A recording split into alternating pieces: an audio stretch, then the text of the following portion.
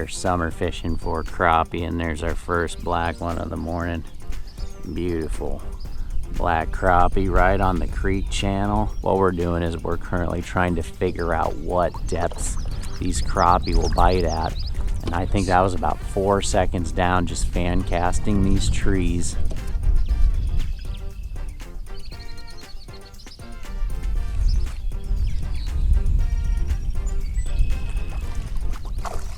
See how lightly he got that? I stopped reeling. I just stopped abruptly and he ran right into it and hit it. They're just some beautiful crappie in here, guys. Just beautiful. You cannot complain about that kind of size, folks. Let him go, let him get bigger. Sizing up to that 16th ounce jig head is really helping me just to cut through that wind. Placement of your bait is so key. It is so important. I try to cast as close to that wood cover as I can. If I can hit it, that's great too. And what I do is I let it drop 5-6 seconds and I will pull drag out so that it drops along that wood instead of pendulum towards me. I prefer it to drop straight down, and then I'll just start flat reeling. And the only thing I do other than flat reel as slow as I can is if I feel those fish pecking, I may abruptly stop just to try to have that fish bump it and run into it. I'll either find a really big piece of wood or I'll find where there's a lot of limbs coming out of the water. The thickest pieces or the biggest pieces of wood coming out, those fish will set up right along at depth and being right along that wood as close as you can.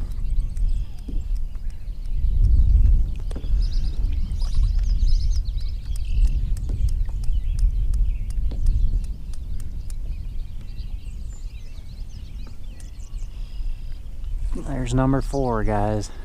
Feels like a good one too. That's a good one.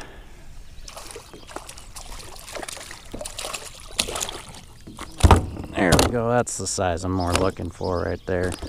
This one's still pretty and black.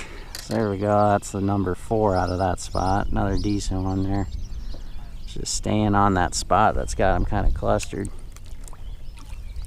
All right, folks, so I only have a couple more minutes here, and I found a giant school of crappie up here, but I think they're pretty small individuals. So what I did is I put on a 1/32 ounce with a really natural looking lure. They are stacked right there. With the smaller lure and smaller hook, we should be able to get these fish to bite.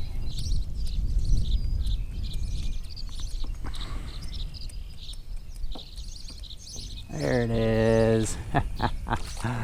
Downsized and got him.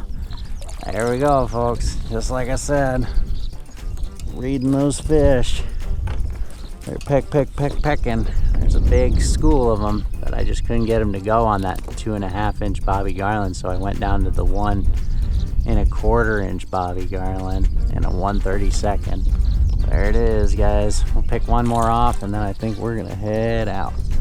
As the day progressed, I just caught more and more crappies. I actually found more fish in that 2 to 3 foot range. I figured with the water temperatures being in the upper 70s, those fish would have been a little deeper. At the same time, there was a good little bit of chop coming across the water, and I think that chop from the breeze had those fish actually push shallower that day. I always shoot for using the smallest jig head I can. The only reason I sized up to a 16th ounce jig head on this particular day was to help the line cut through the breeze so I can make accurate casts. But at the end of the day, when I was only fishing that 2 feet of water, I was back to a 32nd ounce, and I would go even smaller if I needed to.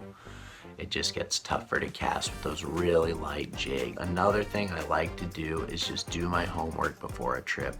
I just like to watch a ton of tutorial videos and read a lot of articles right before I go out and try to catch them. It's really helpful. A lot of refreshing helps me do better, I believe, in a morning. So just do your homework ahead of time if you can. If you want to have a good day out of the water, it doesn't hurt to do homework ahead of time as well, and then get out there and just crush them, guys. Figure out the depth those fish are holding at and toss right into that cover, right into it. Every time, guys, the closer you get to that thick cover without getting hung up, the more crappie you're likely gonna catch. So y'all take care. Like and subscribe if you dig the content. Very immensely appreciated. Have a good one, guys.